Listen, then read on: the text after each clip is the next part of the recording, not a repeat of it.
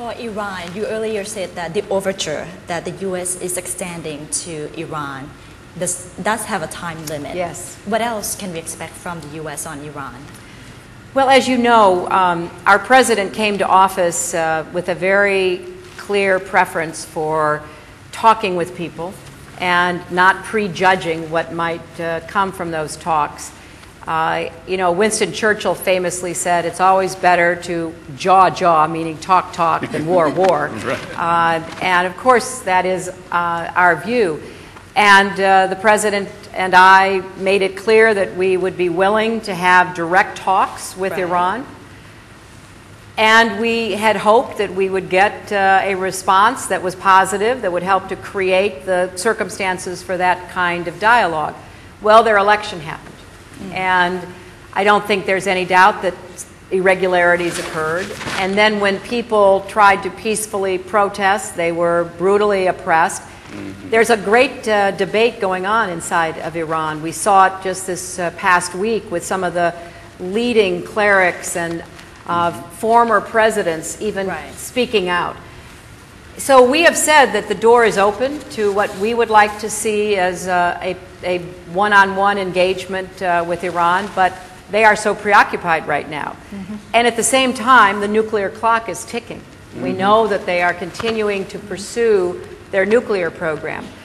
So we're discussing with our counterparts around the world, if there is no meaningful and sincere engagement, not only with us, but with other countries. You know, there's a mechanism called the P5+1, which is a Security Council, basically, the United States obviously, where we've been talking with the Iranians about their nuclear program for a couple of years. So it's not just us and Iran, it's the world and Iran. And as you know, the people in Iran's neighborhood are the most concerned, and are the ones who come to see me and convey their deep apprehension about what might happen.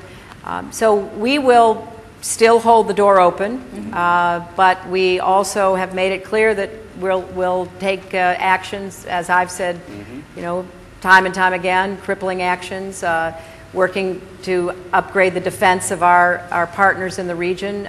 We want Iran to calculate what I think is a fair assessment, that if the United States extends a defense umbrella over the region, if we do even more to support the military capacity of those in the Gulf, it's unlikely that Iran will be any stronger or safer, because they won't be able to intimidate and dominate as they apparently believe they can once they have a nuclear weapon. So I think there's still a lot of opportunity here, but we are not going to keep the window open forever. As you arrived in India last week, there were bomb attacks in Jakarta. Yes. 2 luxury hotels were attacked. Is international terrorism still a big threat? It is, and it is, of course, an overwhelming priority of the United States because of our own experience. I think that what happened in Jakarta was tragic, as all of these cowardly terrorist attacks actually are. It's especially cowardly because Indonesia had just gone through a democratic election.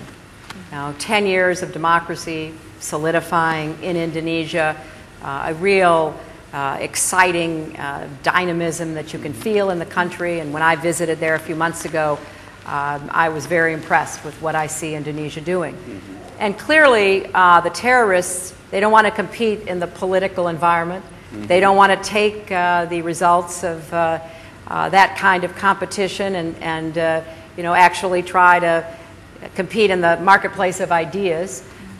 So they engage in this very destructive, violent behavior. But I have a lot of confidence in the resilience of the Indonesian government and, of course, the Indonesian people. So as tragic as something like that is, I think it's important to convey to the terrorists that they will not intimidate us and they will not in any way undermine our resolve to defeat them and their networks. At the same time, there are stories about suspected terrorists being tortured. Guantanamo Bay camp will be closed, right? how are you going to reconcile the question of treating the terrorists in a way that is acceptable to the international standards, at the same time being able to really give them the message that you are getting tough? Well, that's a very important question, and it's one that President Obama answered on the very first day. Despite how difficult it is, he is committed to prohibiting torture, to ending Guantanamo. And what we believe is that there are very effective ways to combat terrorism, and there are effective ways to interrogate without crossing the line. In fact, many of the experts in interrogation will tell you that you get more information by treating someone humanely and trying to appeal to them and trying to find some common connection. Now, I'm quick to add that some of these people are very difficult and very dangerous. There isn't any doubt about that.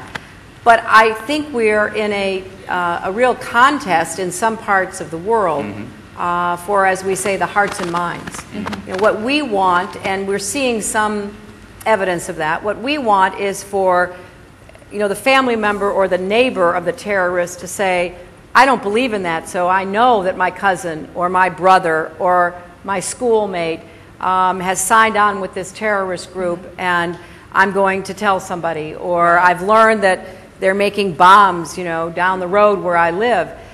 You probably saw in the news the very dramatic development in the trial in India of the surviving Mumbai terrorist who confessed in court. But what I found so interesting about his confession is that he was a young man without much purpose in life. He was in a job that he didn't find particularly satisfying, and he was susceptible to the blandishments of the terrorist organizations that, you know, this will make you feel strong and powerful, this will give you a meaning and a purpose in your life, and he bought into that and joined this group that was trained for the Mumbai attacks. And yet when you listen to his confession, as I heard on Indian television, this is not someone who had some deep overriding ideological commitment. It was somebody who got swept up in it. So